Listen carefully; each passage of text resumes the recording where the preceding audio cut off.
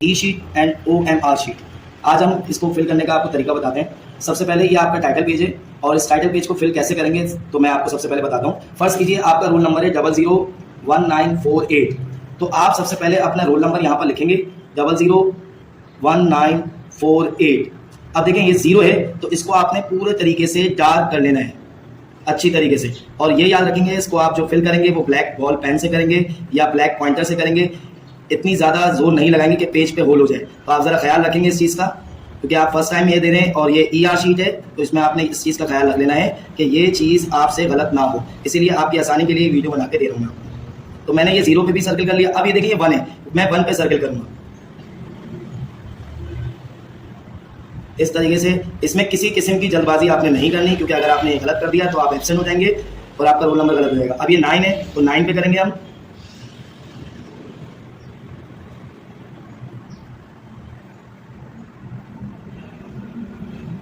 उसके बाद 4 है,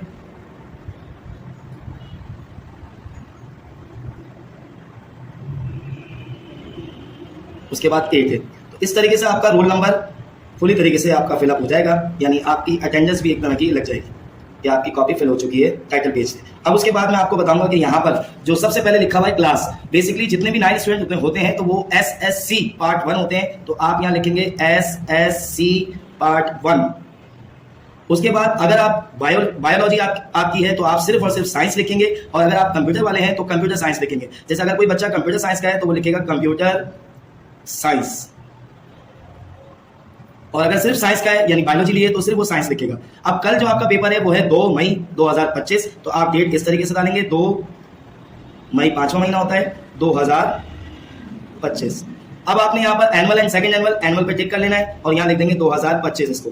उसके बाद सब्जेक्ट में आप लिखेंगे मैथ, कैपिटल में लिख देंगे या स्मॉल में भी लिख सकते हैं, कोई इशू नहीं है। SSC कौन सा है आपका भाई? SSC पार्ट 1 है। सेंटर नेम, अब किसी भी बच्चे का जहां सेंटर पड़ता है या गवर्नमेंट में पड़ता है या प्राइवेट में पड़ता है, तो अगर जैसे स्कूल का नाम है SM पब्लिक स्कूल, किसी बच्चे का जहां सेंटर पड़ेगा वो यहां पर लिख दिया जाएगा। तो ये टाइटल पेज फिल हो गया। अब आते हैं सेकंड पेज पे। सेकंड पेज पे आपने कुछ नहीं करना। उसके बाद आते हैं आपके MCQs होंगे। जैसे क्वेश्चन पेपर पे आप देख रहे हैं कि 1 से लेके टोटल कितने MCQs हैं? 15 MCQs हैं। इस 15 MCQs को फिल कैसे करना है? फर्स्ट कीजिए, ये MCQs है, इसका option A B C D, इसका राइट ऑप्शन है 2, तो इस पे आपने 2A है तो आपने A पे सर्कल बना लेना है। इसी तरीके से इसका आंसर फर्स्ट कीजिए क्या है? C है तो आपने C पे बना लेना है।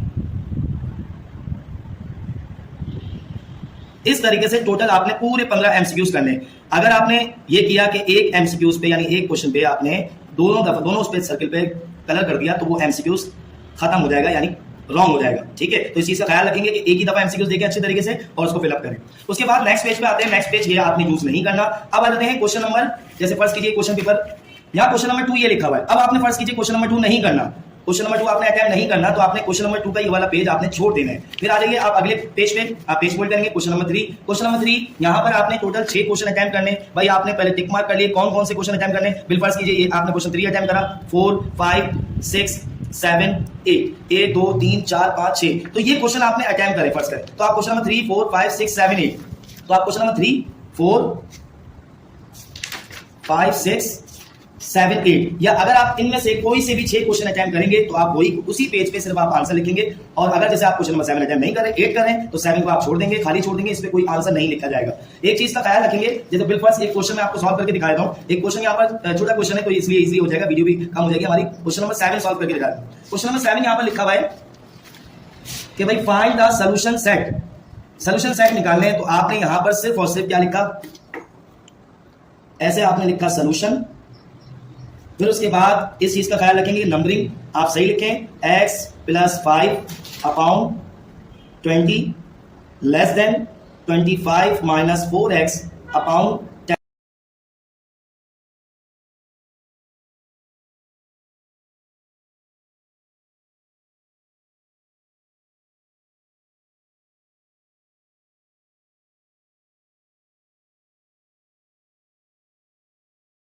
x लेस देन 5, तो यहां पर आप पूरा क्या लिख देंगे इसका आंसर।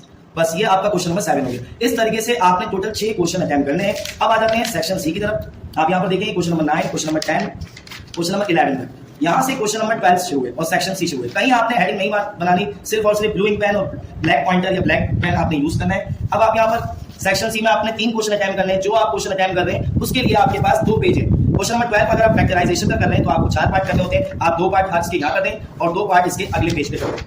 इसी तरीके से क्वेश्चन नंबर 13 अगर आप अटेम्प्ट करना चाहें तो 13 करें। 13 के लिए आपके पास 2 पेज रिक्वायर्ड है। 14 में भी आपके पास 2 पेज मौजूद है।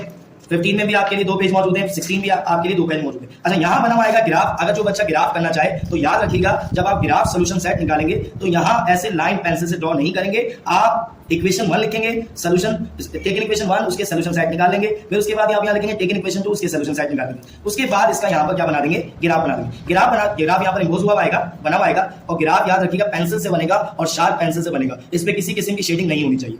तो ये आपको जो समझाने का मकसद था ईआर शीट, इसमें आप कोई गलती नहीं करेगा कोई स्टूडेंट, ताकि उसके लिए पेपर में आसानी हो। शुक्रिया।